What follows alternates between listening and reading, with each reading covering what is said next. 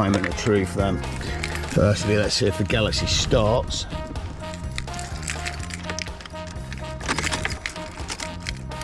It's looking good on the dash. Alright, she started and we got power. Let's see if it cuts out when I unplug these cables. I'm assuming if this is going to fail, as soon as I take this negative off, it'll cut out. Oh wow. Oh my god, it worked. Oh my days, it worked. Damn it. Seems I should have been a little bit quicker. Frickin' hey, dude. I was going for 15-20 minutes and it's dead. Oh man. I'm gonna have to leave it going again. The car's in the middle of the road here. A freaking nightmare.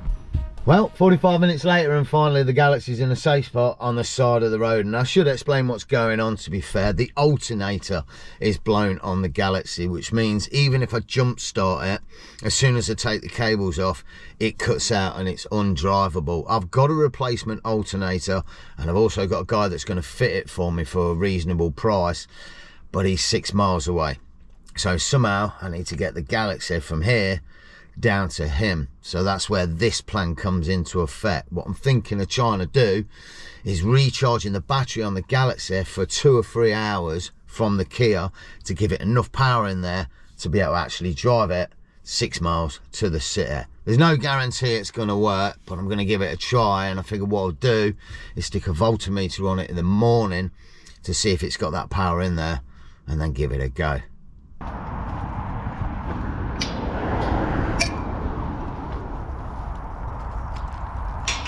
Well, another day and another mission. I've had a voltmeter on the battery this morning and it read 12 volts, which seemed all well. Started the engine up, no problem. Seemed great. And then 90 seconds later, the engine cut out. I think realistically, if I wanted to charge that battery up enough to drive it into the city, I could be looking at charging it for 48 hours. And then there's no guarantee it'll be enough thereafter. So I think plan A has failed. I think we need to incorporate plan B. But I thought we'd have a little wander down to the allotment because we haven't been here for a while and have a waffle about it. Looks like the sweet corn's seen better days. They're all gone. I don't know what's going on here. They all look like cabbages. And there should be some pumpkins that turned into butternut squash at the top. More importantly though, the car. Because we can't drive it down there, I'm going to have to put it on the back of a truck, I think.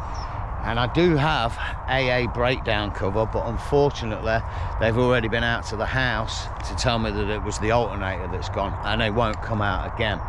My thinking is I'm going to try and drive it or just wheel it down to the bottom of the road and then call them and say it was a breakdown or a roadside breakdown, which means it might be a new issue. Failing that, I'm going to have to pay for a Unity truck or something to take us down. Let's see how we go. Fingers crossed the AA can help us out. On a good note though, some of these beetroots here are looking good. I think that's kale.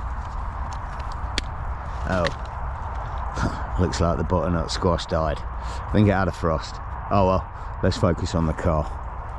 Well, what can I say? Another day and the headache continues. We didn't get the AA, but we did get a Unity van. We're halfway there. Bye-bye. I gotta say it, you know, life contains a lot of yin and yangs, ups and downs, and this start of this video is most definitely a down. It's got that vibe of when you were a teenager and you had some cheap old banger and you're just desperate to try and keep it on the road, which is kind of where we're at. But saying all of that, this video is going to end up as one of the most positive ones I've ever put out there. We're heading somewhere at the end of this video that's going to be insanely amazing. For now, let's hope the guys can fix the car, or we possibly won't actually be going to that destination. Well, another day and another mission trying to piece this car back together before the next trip. Good news, it went down to the garage and the guy did us proud. It was a little bit of a corroded wire and the alternator, and he's done all of it, put it all back together. It's running smoothly and for the tidy sum of £80. The guy's a true legend. We do, however, have a bit of a gnarly issue today because it's been in the garage, as said, yet I didn't ask the guy to check the rear brakes. My mind was so focused on just getting the alternator sorted with all the headache of that, getting it towed down and everything, that I forgot to ask him to check the brake pads on the rear. So at the minute, I'm driving over to my mate's house to borrow his jack and a few tools to have a quick look myself. Gotta be honest, I'm feeling pretty positive that everything's moving in the right direction at the minute.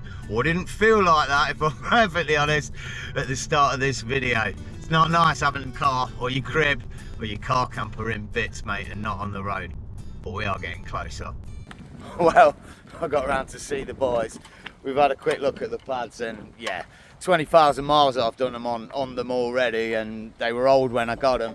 They definitely needed changing, and we're changing the brake discs as well. Yeah, the discs, that's what they are. So we should have 4 new brake discs and 4 sets of pads as well on the whole car. Perfect. All the calipers look good, so there's no problem there, and we're set to roll. We do, however, have another issue. One that I'm definitely not going to be dealing with at the minute, but when the guy did the alternator, he hasn't put the engine cover on. It's a long story, it got cracked before, but now we don't have one. But what we can see now in here, oh my goodness, is some moist oil. It's diesel, so it's probably coming from somewhere around here, the boy said, and there's some sort of seal on there, I think, that can be changed, and that may sort that out. However, how long it's been like that, absolutely no idea. It could have been like that since I bought the car, or it could have just happened in the last few days, but hey ho, I'm not worrying about that now. We've got new wheels and we're set to roll. We do, however, need to install something else next.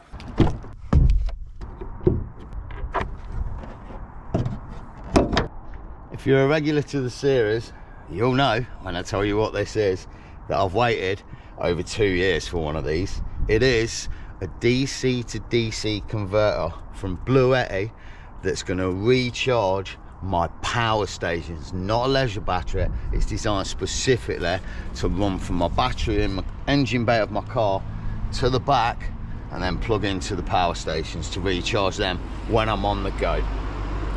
The answer to all my electrical prayers. The only problem is, however, we need to fit it and run the cable from the engine bay into the back of the car. I do have someone that's going to help me do the finicky bits of wiring it all up and sorting that bit out, so hopefully I won't blow myself to pieces. But I was hoping to kind of get it to a point where the guy can just come along and feed the cable in and do his job, which means I've got to start ripping parts of the car apart. You see down here is the main sort of grommet where all the cabling goes into the car. The only problem is it comes into the car behind this bloody glove box. There's about 15-20 screws I've got to take out, side panels, sneaky panels and clips, and then hopefully I can access that grommet. And if I'm honest, I'm kind of running out of time. I should have been leaving for this trip today. It's looking like it might be another 2 days. We'll see how we go. For now, let me grab my toolbox and a good YouTube video and see what I can do about this.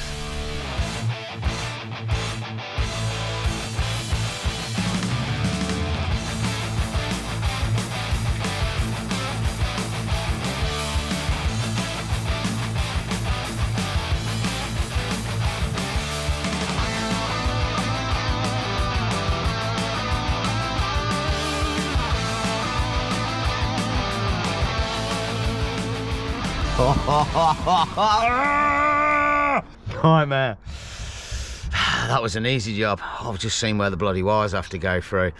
I think I'm at the end of my expertise here. I don't think I want to go much further. I haven't got the tools for it anyway. You see deep down in the depths here, oh my days, under this padding, oh yeah, somewhere around there. You can't really see it, but that's where that grommet is. Holy sugar. I think that's what it is anyway. It feels a lot more solid this side than the other side. Oh God. Somehow, I'll drill an hole through that and then feed the cables. Feeding the cables are right. Just got to get the drill in there and not kill anything in the meantime trying to do it. I think it's time to go and see an expert.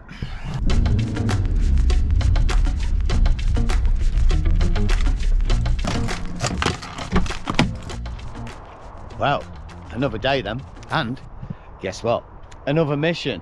And I know you're gonna ask, why are we outside playing with the Kia when we were focusing on the Galaxy? Well, because you asked, let me explain. You see, I've had enough of working on the Galaxy. It's driving me nuts. No, realistically, I'm waiting on some parts for the cable for the Charger 1. The thing with it is, this Charger 1 from Bluetti is so popular at the minute that you're having to wait a few weeks just for the Charger 1, and the same for the cable. So when it was organised with me, they could only send me the charger and not the cable. So I'm now trying to make my own cable up, and I'm waiting for parts for that cable. But to be honest, it's more than that. That piston or injector that was blowing, I went out for a little drive last night and it started blowing a lot more than it was. It may actually have been a bit of a blessing in disguise. You see, the original plan for this trip was to get the Galaxy in all in order with that Charger 1 and then drive it over to Europe to test it out for a week or two.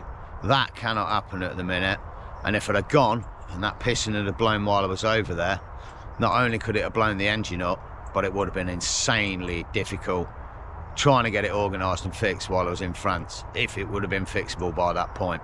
So essentially, plan B has failed, and I'm about to incorporate plan C. Which, if you're a regular to the series, you'll know the Kia needs some bloody work as well, don't it? Yeah, front right caliper. I've got the part. We need to get it fitted, and then my idea is this simple one. I'm going to load the blooming Kia up and just head off up north, mate, and get away for a few days and have a nice little trip away. I am, however, struggling a little bit to get the caliper sorted. I absolutely pooed the bed and did a train spotting this morning, got down to my guy at the garage, only to find out he was having a day off today. So I'm hoping I can get somebody else to help me to do it. Otherwise, we're going to be a couple of days waiting for that before we can go. I've got to be perfectly honest and don't want to be too down about it, because it is what it is. It's just shiznick you got to deal with, but it's been quite a lot of shiznick to deal with over the past couple of 3 weeks, trying to get everything organised. And I guess, you know, sometimes in life, it doesn't matter how much you plan things, it doesn't always go to plan. But like my mum always said, polish the turd and you might find a shiny stone in the middle. So hey ho, let's get polishing and see if we can find that stone and get ourselves up north in the little old biscuit tin, mate. Caliper first. Oh, and I should just say a little bit more about the Charger 1 before we go, because obviously Bluetti sent it me, and I will be trying to get it sorted with the Galaxy and putting it through some proper tests in a few weeks' time. But the reason I was so excited about it is because not only will it charge my power stations, but it will charge every Bluetti power station on the market and most other companies' power stations on the market. You see, it does something fantastic. It's controlled via their app, and you can set the voltage that it charges at. It comes with MC4 connector solar charger cables, which every power station on the market uses. So you go into the app, if you know what voltage your power station charges at, you can set it, and away you go. You can charge any power station on the market. It really is a proper little game changer in terms of DC to DC chargers for power stations, which is why it's so difficult to get hold of at the minute. But I will leave a link in the description where you can go and check it out. And if you wanted to find out a little bit more about it, at the minute there's hundreds of YouTube videos out there who've actually managed to install it already. Anyway, let's keep moving. Well, 2 days later and I'm down at the garage, and finally McIntyre's a legend are working on the brakes. Oh well, here's good news then. If you're regular to the series, when I changed the pads last week in Cornwall, this edge here was all pitted and ground out, and because I've not put new pads on, it's now smoothed it out, which means we can get away with not changing the pads, or rather the disc. And the pads should be okay as well, because I've only done about 150 miles on them. It's just going to be the caliper. Happy days. Well, the biscuit tin's fully loaded. It's 7 o'clock at night and pitch black already, and I've got a 5-hour drive ahead of me to head north. And I've got to be honest, I'm genuinely really excited about it. It feels like it's been weeks since I've been away, and it really feels like I've earned it, and I just can't wait. I've got some amazing places I want to explore, and some cool looking car camping spots, and even a few decent looking meals to burn. I've got a really good looking spot for tonight, up near the Kilda Lake on the Scottish borders. I think you're supposed to pay for it, but we'll see how we go if we roll in there really late. I'm anticipating about midnight. Let's see how we go. It's going to be a nice drive. All the traffic should have died down, all the road blocks will be cleared, and it should be a smooth ride. Fingers crossed, and I'll catch you a little bit closer to it in a few hours' time.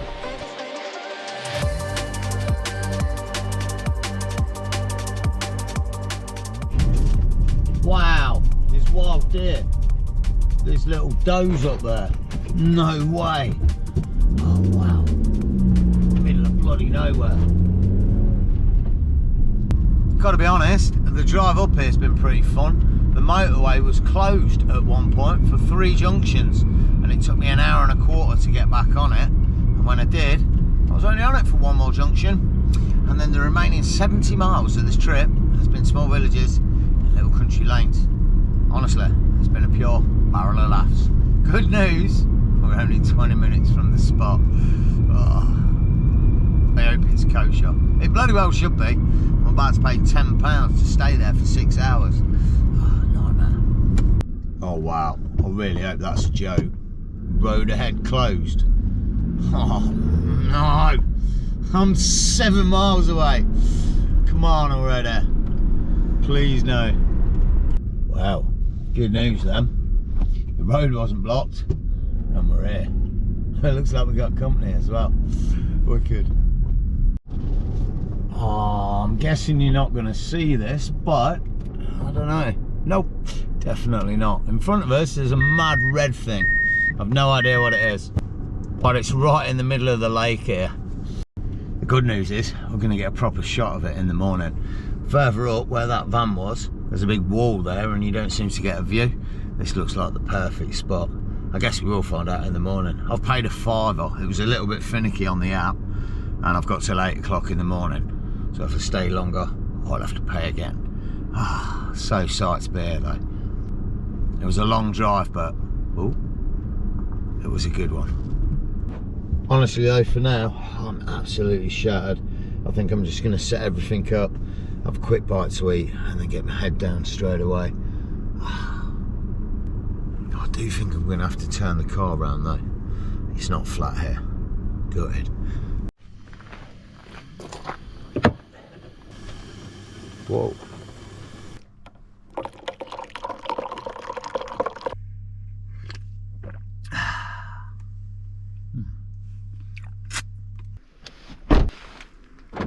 Morning then, and what a spot, mate.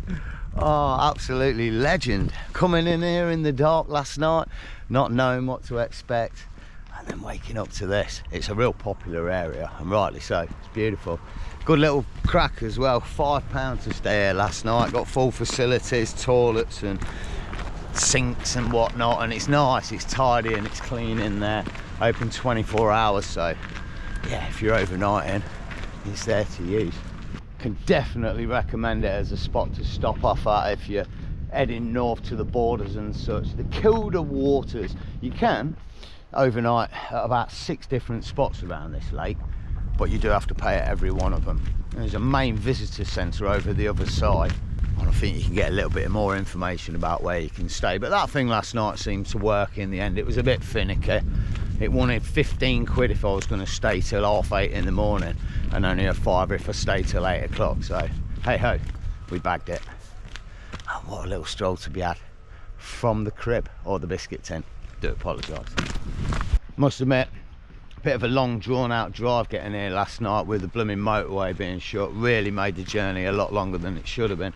And the Kia, I was thinking it was perfect, rolling smoothly. It's not. There's something still dragging on it. I just don't understand what it could be. I was parked at traffic lights on a hill at some point last night, and no handbrake and no brakes and not in gear, and I was stood there not moving, like not rolling back. I don't understand what it could be. It's definitely something I'm going to have to check before I go on the next trip, I feel.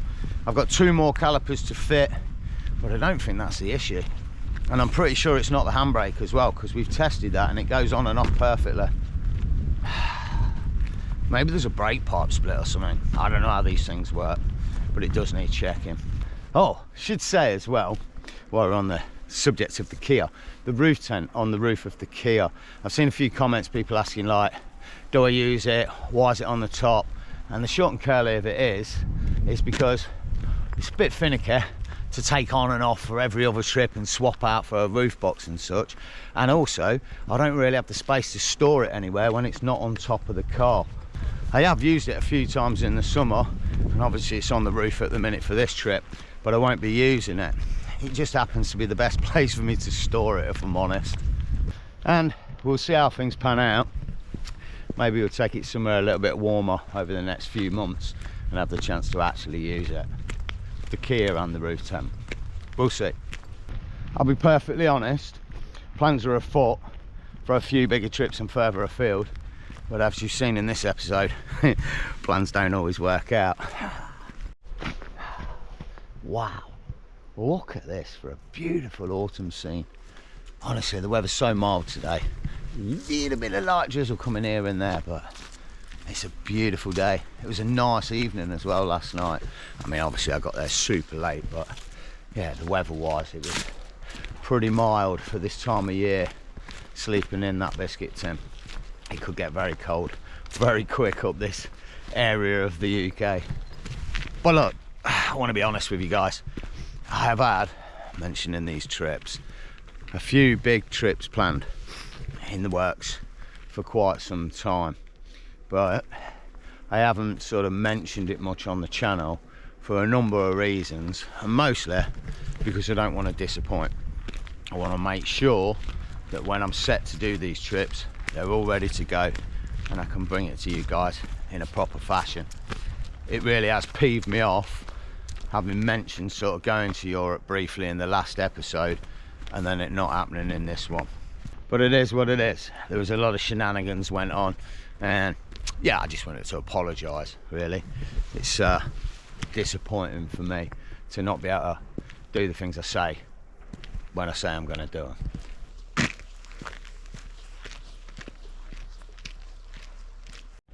Yeah, nightmare. I hope we can get to go where we want to go.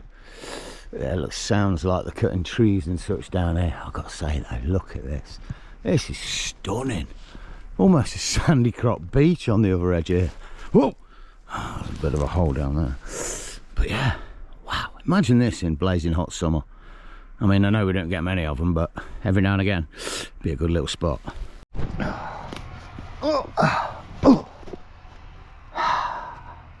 Woohoo! Look at this for a little spot. This is beautiful. And I was just thinking, you know, somebody asked me the other week, like, do I ever get any time to sort of enjoy the spots I'm in? And today kind of feels like it's that day. I don't normally.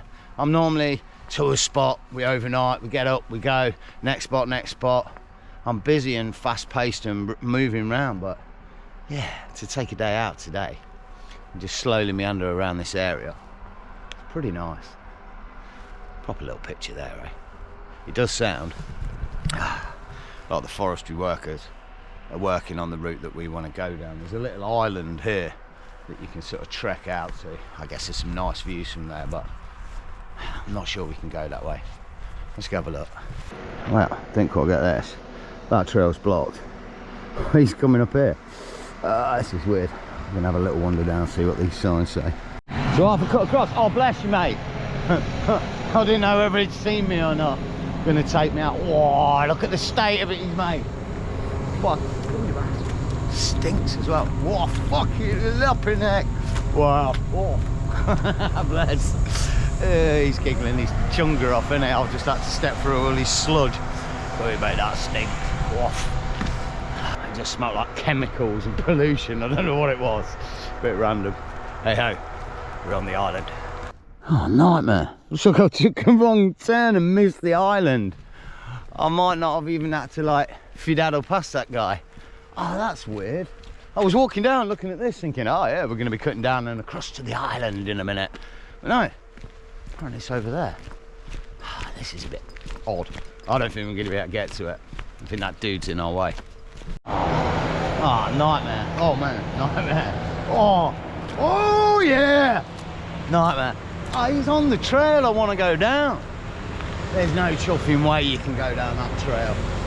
It's all carved up and messed up. I don't know. There is a back trail that I can cut. Maybe we'll go have a look at that.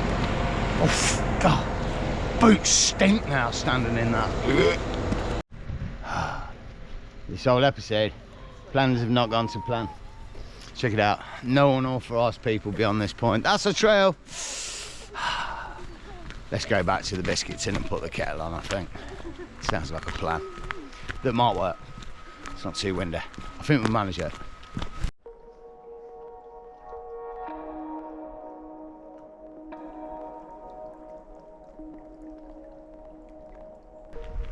Well, back at the biscuit tin, and I've got to be honest, I'm really starting to enjoy being out in it.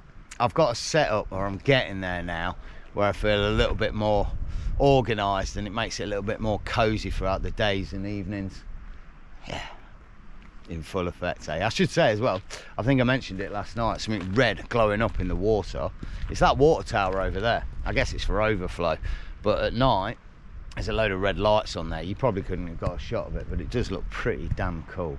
I've got to be honest, as I'm gonna go put the kettle on and get a bit of munchies, I think this is going to be the best point to end this one. It's a good start to what hopefully is going to be a pretty cool little trip. And I guess in a way it's been a little bit like the real life what happens behind the scenes, eh? It doesn't always go to plan. But as always, I really hope you enjoyed it. If you did, all the good stuff, hit the like button, subscribe to keep up with the series, and definitely hit me in the comments. And as always, from hey ho, another epic little spot. Take it easy, enjoy the misadventure, and stay stealthy. All right.